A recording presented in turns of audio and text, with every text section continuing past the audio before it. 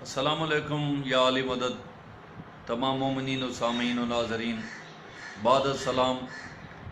آج ہم آپ سے اس ہستی عظیم کی سوانح حیات پر بات کرنا چاہتے ہیں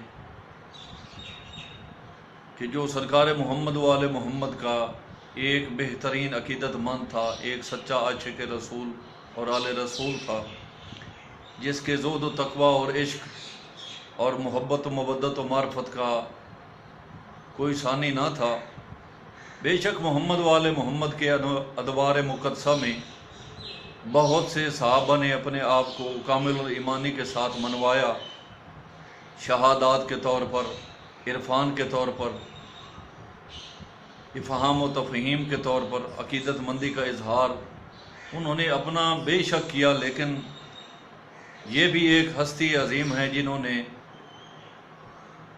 سرکار محمد و آل محمد کو نہ دیکھنے کے باوجود بھی اتنی عقیدت اور محبت و مودت کا اظہار و اقرار دنیا عالم میں ظاہر کیا، دکھا گئے، منوا گئے کہ آج تک ان کا کوئی ثانی نہیں۔ جی ہاں، بندہ حقیر ذکر کرنا چاہتا ہے جناب اویس کرنی کا۔ جناب اویس کرنی تابعین میں سے تھے جن کے لیے سرکار رسول کریم اکثر و بیشتر اپنے صحابہ میں ذکر کیا کرتے تھے کہ وہ میرے خلیل ہیں، وہ میرے دوست ہیں، وہ میری امت کے لیے شفاعت کرنے والے ہیں، وہ بروز محشر ربی اور مضر کے مقدار تعداد کے لوگوں کی بہشت میں شفاعت کر کے ان کو جنت میں داخل کروا لیں گے۔ وہ محمد و علی کے سچے حواریوں میں سے ہیں۔ تو سرکار اویس کرنی کے خاندان اور دیگر ان کی سوانح حیات کا کوئی سلسلہ اس طرح ہے کہ ان کے والد گرامی کے نام مختلف روایات کے طور پر اہل سنت والجماعت اور اہل تشیع کی کتابوں میں سے عامر، عروہ، عمرہ اور انیس زیادہ تر نام جو ہیں یہ مشہور ہیں، جن کے ذریعے ان کو پکارا جاتا تھا۔ قرن یمن کے مضافات کی ایک جگہ ہے جس کو قرن المنازل بھی کہتے ہیں۔ سرکار اویس کرنی کی پیدائش تو وہاں ہوئی، لیکن بہت سی کتابوں کا مطالعہ کرنے کے باوجود بھی ان کی تاریخ پیدائش کا پتہ نہیں چلا۔ کچھ ان کے خاندان کے لوگ کوفہ میں بھی آباد تھے جو بنو مراد کے قبیلہ کے نام سے بھی مشہور تھے اور بنو قرن کے قبیلہ کے نام سے بھی مشہور تھے۔ اکثر لوگ جب مدینہ آتے تو یہ خلیفہ ثانی حضرت عمر کے دور کا واقعہ میں آپ کو بیان کر رہا ہوں۔ حضرت عمر ان کو گلیوں میں تلاش کرواتے تھے اور ان سے پوچھتے تھے کہ آئے یمن و قرن سے آنے والے لوگوں، مجھے وہاں کے رہنے والے ایک اویس کرنی نام کے شخص کا جو ہے وہ بتاؤ کہ وہ کیسا ہے، کیا تم میں آیا ہے یا نہیں آیا، میں اسے ملنا چاہتا ہوں۔ تو لوگ کہتے کہ وہ تو ایک مجنوں سا انسان ہے، دیوانہ سا انسان ہے، بچوں اور بے سروپا لوگوں کے ساتھ بیٹھتا اٹھتا ہے، ان کو کسی اچھے لوگوں کی تمیز نہیں ہے، تو آپ ان سے کیا چاہتے ہیں؟ تو حضرت عمر یہ فرماتے تھے کہ میں نے سرکار رسول کریم سے ان کی صداقت ایمانی اور ان کے عقیدت و کامل الایمانی کا لطف ان کے فضائل کے روپ میں ہم نے دیگر صحابہ کے ساتھ سنا ہوا ہے، تو آپ مجھے بتائیں کہ اویس کرنی کیسے ہیں؟ تو لوگ ان کو بتاتے تھے کہ وہ تو ایک دیوانہ سا ہے، ایک مجنوں سا انسان ہے جو ہر وقت تسبیح و تقدیس، سجود و رکوع میں، تلاوت قرآن پاک میں مشغول رہتا ہے۔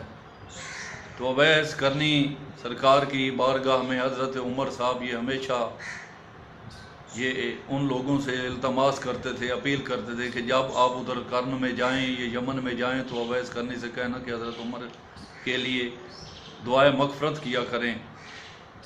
تو ایک دفعہ ایسا ہوا کہ مینا میں کچھ لوگ قرن و یمن کے آئے، تو اس وقت بھی حضرت عمر جو ہے ان کے پیچھے بھاگے گئے، لیکن جناب اویس کرنی ان کے قافلے میں موجود نہ تھے۔ مزید کچھ دن گزرنے کے بعد قافلہ کیونکہ وقتاً فوقتاً مدینہ آیا جایا کرتا تھا، تو ایک قافلے کے ساتھ جناب اویس کرنی بھی شامل تھے۔ हज़रत उमर उनके पास आकर बैठ गए और उन्होंने देखा कि नहायत ही फटे पुराने लिबास में और बरहना पाँव और लिबास भी वो भी काफ़ी बोसीदा था, हाथ लगाने से फट जाता था। तो जनाब अवैस करनी से हज़रत उमर ने कहा कि तुम क्या अवैस करनी हो? तो जनाब अवैस करनी ने कहा हाँ मैं अवैस करनी हूँ। क्या तुम्हारे वालिद का नाम आमिर है? उन्होंने कहा हाँ। क्या तुम कर्न में रहते हो? उन्होंने कहा जी हाँ। क्या तुम्हारी वालदा भी हैं जिनकी तुम खिदमत करते हो? उन्होंने कहा जी हाँ वो अभी तक ज़िंदा हैं। तो हज़रत उमर ने उनसे ये दरख्वास्त की कि अय अवैस करनी मेरे लिए दुआ मगफ़रत करें। तो जनाब अवैस करनी ने कहा ठीक है, मैं आपके लिए क्या सभी मोमिनीन और मोमिनात के लिए दुआ मगफ़रत तलब करता हूँ कि अल्लाह मग़फ़िर लिल मोमिनीन वल मोमिनात। इस तरह की मैं दुआ अक्सर व बेशतर नमाज पंजगाना और नमाज शब गुजारी में करता रहता हूँ। तो सरकार अवैस करनी गंदम गो उनका जिस्म का रंग था, सर के बाल ज़्यादा घने नहीं थे, दाढ़ी के बाल बहुत घने थे, बालों का लिबास ज़्यादा पहनते थे। अगर लिबास फट भी जाता तो ऐसे बरहना जिस्म गोशा नशीनी इख्तियार कर लेते, ज़्यादा बरहना पाँव रहते। सादा खुराक थी, सादा ज़िंदगी थी, कच्चा सा मकान था, अमारत या अमीरों के साथ बैठने का उनको कोई शौक़ नहीं था। दिन गुजरते गए। हज़रत उमर के इस वाक़े के बाद काफ़ी लोग जनाब अवैस करनी के पास आए कि आए अवैस करनी तुम तो बहुत शोहरत रखने वाले हो। तो उन्होंने कहा कि मेहरबानी किया करें, मुझे शोहरत की ज़रूरत नहीं है, मैं एक सादा सा इंसान हूँ, मुझे तंग मत किया करें। तो जनाब अवैस करनी यमन और कर्न को छोड़ने के बाद कूफा चले गए और वहाँ उन्होंने सभी लोगों से जुदाई इख्तियार कर ली और तन्हाई में रहते थे। वाक़यात में ये मिलता है कि जिस वक्त जंग जुमल और जंग सफ़ीन हुई तो सरकार अवैस करनी जंग जुमल में भी सरकार अली बादशाह की मायत में उन्होंने जंग जुमल की जंग में भी हिस्सा लिया था और जंग सफ़ीन में भी। तो जंग सफ़ीन में उन्होंने इस तरह के एक दफ़ा वो फुरात के किनारे वज़ू कर रहे थे तो तबले जंग की आवाज़ सुनी। तो किसी गुज़रने वाले से पूछा कि ये आवाज़ कैसी है? तो उसने बताया कि आए बंदा खुदा तुझे मालूम नहीं, ये तो अली का काफ़िला जा रहा है, अली के फ़ौजी जा रहे हैं जंग सफ़ीन में जंग के लिए।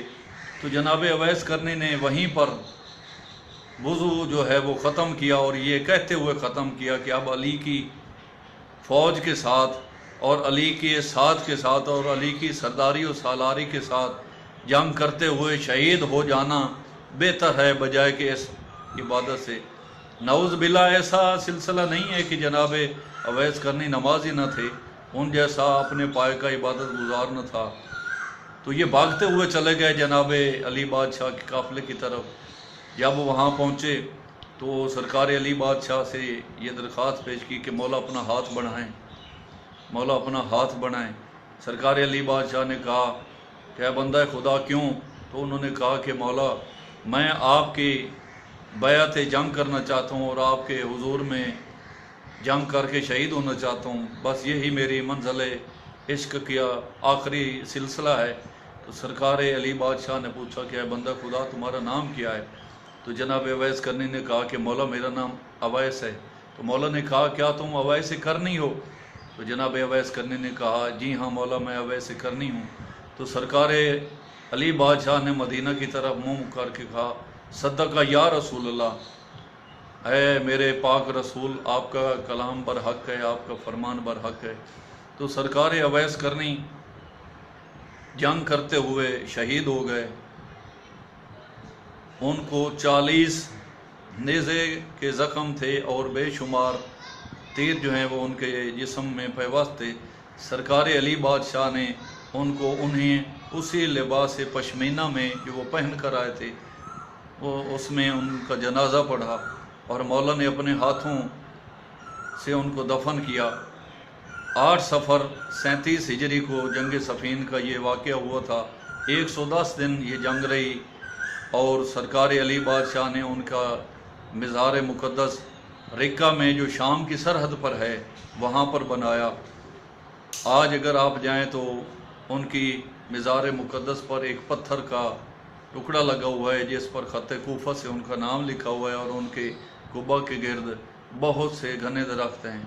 तो ये थी एक आशिक नबी वाले रसूल की दास्तान जिसने अपनी विलायत व मोहब्बत व मवद्दत जो मोहम्मद वाले मोहम्मद के नाम से अपने सीना और जिस्म अजीम में सजाई हुई थी, उसकी इब्तदा को इंतहा के साथ मोहम्मद वाले मोहम्मद के हाथों से ही मुकम्मल करके इस दुनिया फ़ानी को दुनिया आखरत की तरफ इख्तियार किया। तो मालिक की कायनात हमें भी सरकार अवैस करने जैसा ग़ुलाम बनाए, सरकार मोहम्मद वाले मोहम्मद की बारगाह के ऐसे असहाब और ऐसे ताबी और तबा ताबी जिस तरह उन्होंने पैरवी की हमें भी पैरवी करने की तौफीक अता फरमाए।